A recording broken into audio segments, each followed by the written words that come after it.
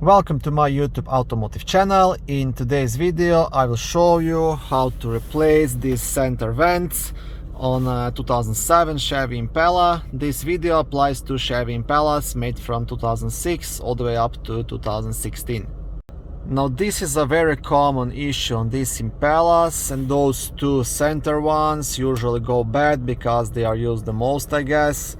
So I will show you like what happens to mine. I can turn them left and right, both of them, but when I try to close and open them, nothing happens. So this one is completely broken, and the right one does work a bit, but not all the way.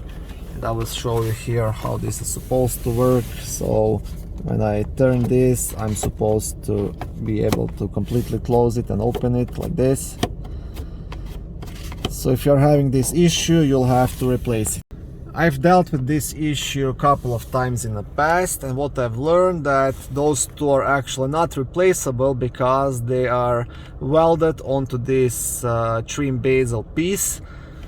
So what I did and what I suggest doing, it's the easiest and the quickest, is to replace this complete trim bazel with the vents attached.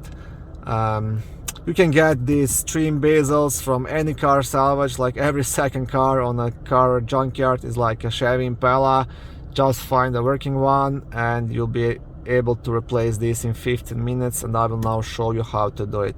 It's doable to take this out, but you'll have to pretty much break it, install new vents, and then again plastic weld it or glue it or do something like this, which will just take too much of your time. And it's just not worth it, especially because, okay, I will show you now. I got this piece from a car salvage, so I'll even upgrade this Impala from this chrome plastic piece into this wood looking, so it's gonna look even nicer. And I got this complete piece for 10 bucks, so 10 bucks for this plus 5 bucks for this piece and those two small pieces on the doors. So like I said, go to junkyard and get this piece, and now I will show you how to completely remove and replace this assembly. Okay, to start you'll have to remove this side plastic trim panel. Now the best thing to use is like a plastic trim remover. If you don't have one, I'm gonna use this. I'm gonna put a piece of duct tape over it to make sure I don't damage any panel, and then just pretty much you want to pop it out.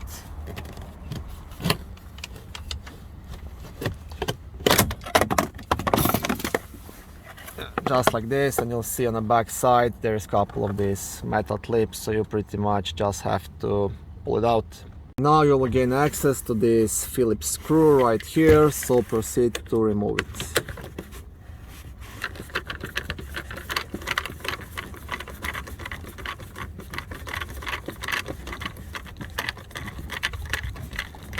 Okay, so you will do the same thing on the other side as well.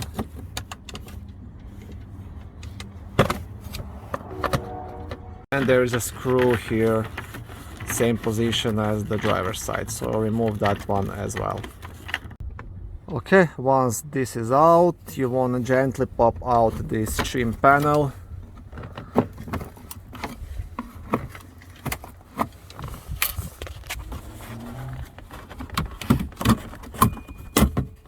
Just like this. See? Okay, so before proceeding to this part, what you want to do, there are two Phillips screws still just underneath here. I'll try to record them. So there is one here and one right here, so I want to remove those two, and those are the last two screws holding this piece. Okay, so once you have these top screws out, you'll want to pop out this plastic just underneath here, because there is a pin here like this, and you'll want to do the same thing on the other side as well. Okay, I'm trying to work with one hand. Okay, just like this. And once you have it out, you just pull onto this piece, and it's just gonna slide out.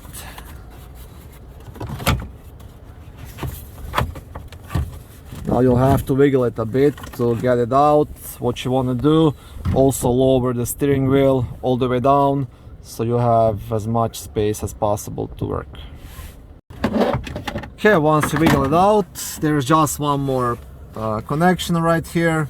So there is a plug here, so you want to disconnect it. There is a small clip just on this side. Okay, so I will show you now how this pretty much looks. So you can see that these both pieces are kind of welded, plastic welded right here on a couple of spots, and here it's like some kind of a glue or a weld or something.